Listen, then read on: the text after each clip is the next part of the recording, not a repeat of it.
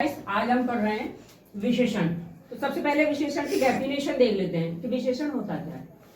तो इसकी डेफिनेशन है वे शब्द जो संज्ञा या सर्वनाम की विशेषता बताएं वही विशेषण कहलाते हैं। ठीक है, जैसे उदाहरण कैसे देखेंगे, महिला सुंदर है।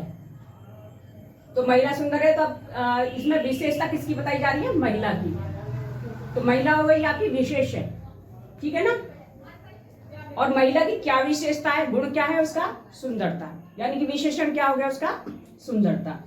ठीक है, समझ गए। चलिए आगे नेक्स्ट चलते हैं, भेद देख लेते हैं विशेषण के। विशेषण को वैसे तो डिनोट जो किया जाता है टू टाइप से किया जाता है। एक तो है आपका स्थान के आधार पर और दूसरा है संरचना के आधार पर। इसके भी टू पार्ट हैं। पहला तो है आपका संख्यावाचक विशेषण के जो दो भेद हैं वो देख लेते हैं आप।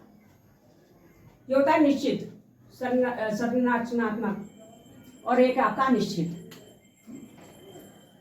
अब इसको कैसे देखेंगे, पहले से आप और निश्चित वाले को देख लेते हैं। क्रमबोधक, क्रमबोधक कौन से होते हैं आपके?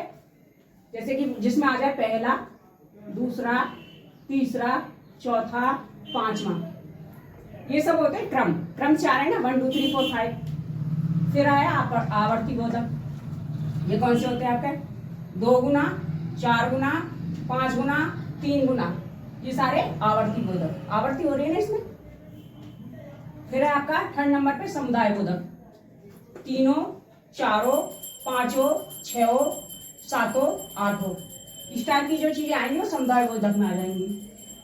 फिर आपका है प्रत्येक बोधक, जैसे एक एक, हर एक, तीनों चारों, ये सारी चीजें प्रत्येक बोधक में आ जाती हैं। फिर है आपका पांचवा आपका है गणना बोधक। इसको पूर्णा बोधक और अपूर्णा बोधक दो टाइप में डिवाइड कर दिया जाता है। जैसे 1, 100, 9, 9000, 2000, 4000, ठीक है ना, ये सारी चीजें आ जाती है पूर्णांक में। अपूर्णांक कौन सा होता है? पौना, आधा, सवा, ढाई, 1.5, ये सारी चीजें आपकी अपूर्ण बोधक में आ जाती है। चलिए अब कुछ उदाहरण देख लेते हैं। जैसे बाजार में 3 लड़के खड़े हैं, तो लड़के निश्चित हैं, 3 है, तो आपका निश्चित संख्या बोधक में आ जाएगा।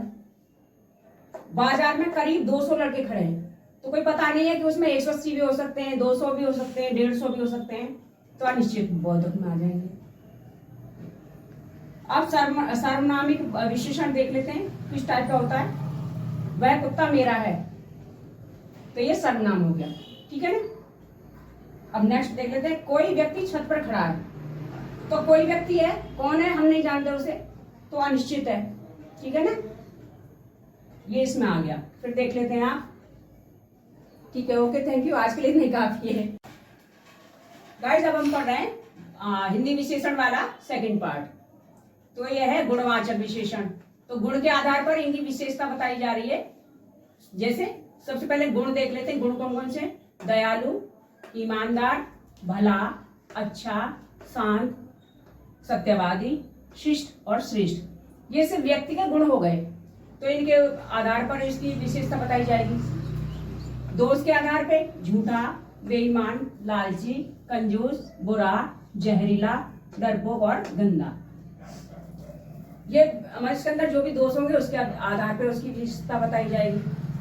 आकार के आधार पे, जैसे कोई चीज है चौकोर है, छोटा है, बड़ा है, लंबा है, ऊंचा, वर्गाकार, आयताकार और गोलाकार। जैसे कहने लग जाए कि पृथ्वी का आकार कैसा है? अंडाकार है, ठीक है ना, तो पृथ्वी की विशेषता बता रहे हैं अंडाकार से, है ना। रंग के आधार पर लाल है, पीला है, हरा है, नीला है। आकाश कैसा है? नीला। तो आकाश का गुण बता दिया हमने, कैसा है? नीला है। विशेषता बता दी इसकी। स्वाद के आधार पे खट्टा, मीठा, तीखा, नमकीन, ठीक है ना। कहने लग जाए चाय बहुत मीठी है, तो चाय की विशेषता बता दी, यानी कि चाय मीठी है, ठीक।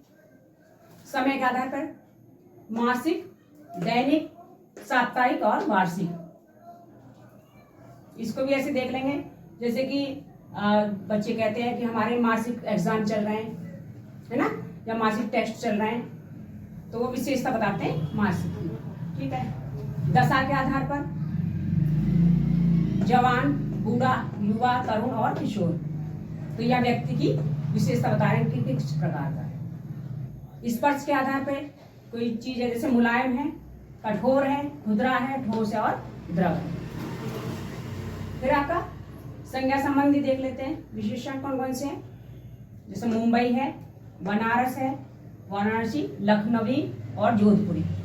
ये स्थान की विशेषता बता दी, व्यक्ति और स्थान की। जैसे मुंबईया, या आप जैसे कोई चीज ले लें, जैसे आम कहते हैं, आम मुंबईया, है ना। बनारसी साड़ी, है ना, लखनवी कुर्ता, ये आपके इसके उदाहरण।